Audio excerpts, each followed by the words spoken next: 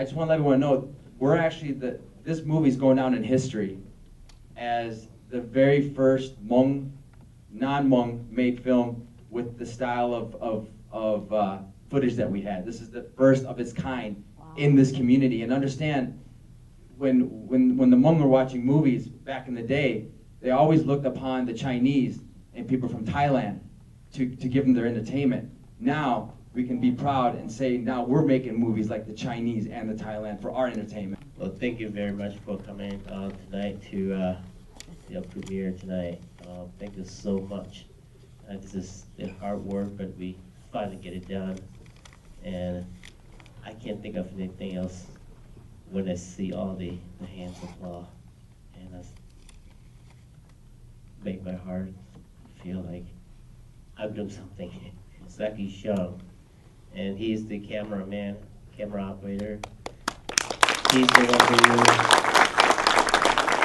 carries the stabilizers and run up and down with those guys are fighting. He worked quite as hard as those guys are fighting. So it did a good job. And also Nianu is one of the cameramen. He is the guy who do the still picture, still photo. He's did an amazing job for those still photo. I love this. Nianu's job. And also I'd like to, this is a Ken Melkor. I don't know, let's see, we live across the world. I live in Asia, in Laos, and he lives in here. I don't know how we met. It's like 2012. He's the one who used the helicopter, shot those aerial shots on top of the Minneapolis and St. Paul, those nice shots there. Is this guy. So, give him applause. He did an amazing job, and he's a pilot. So, thank you very much.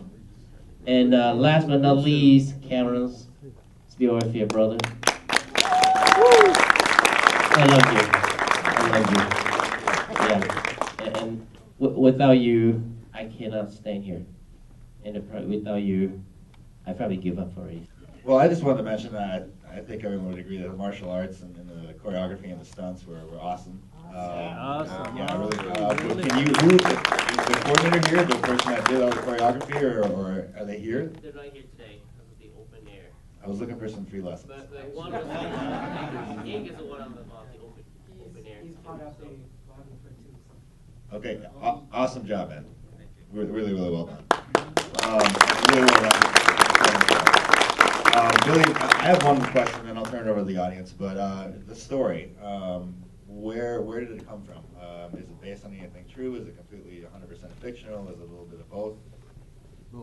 It is a little bit of both. Because when I write a story, my mind went through. Behind the story is like the meaning behind the story is if your brother, right? If you don't love each other for real, and you let another person to come in to divide your life, so that's what I'm thinking. That's why me and my brother try to do something for the community, but I'm the crook because my life has been crook, killing back in Asia, and say I'm gonna take this by myself, and then get the guy. I signed a contract behind my brother, and I let him in. But at the same time, my brother doesn't know that he is the one who signed a contract with me, and they're a good friend. So it's a little bit of a true story, but it's not what it's done like here. It's just like my imagination when I write the story. This one we shooting for the past 3.5 years. Like we started auditioning on 08, and then we started shooting at 09, August 09, and we finally finished today. Today's the very first day, and all these audience are the first group that's seen the movie, the whole movie, besides these here.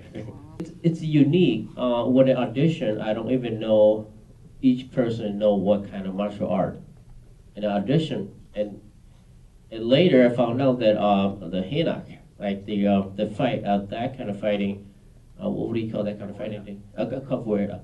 So I didn't know he know that kind of fight. So I said, okay, yeah, he know that. It's okay. One thing that we gonna make the film different. So we know that we didn't even know that R do all those acrobatic and those running and jumping. So R is the number one of that. So it kind of like it just happened. It just happened when they come in. I don't even expect that they know all those, but it happened when we group together and say, oh yeah, this is gonna make it's like, what do you call? It is opposite. It just happened. Surprise. Yeah, surprise you when it come in. So they bring the skill. I didn't even expect that they know all those. So it's like fortunate to get all those those people, those kind of martial art. That worked out very nicely, I think. Yeah, it's a true collection of martial arts, really. I think if you're featuring a lot of different fighting styles. I mean, I even kind of caught a little bit of an ode to some of the older, 70s kung fu movies in a way, with the look and the shooting style. So I wasn't sure if that was what it was, but Part of that, yeah. sure. Cameron, as a producer, you're obviously playing a lot of different roles. What was one of the more challenging things that you had to deal with? Wow, that's a good question. First up, I'd like to say thank you for the opportunity for this gift that you have given to me.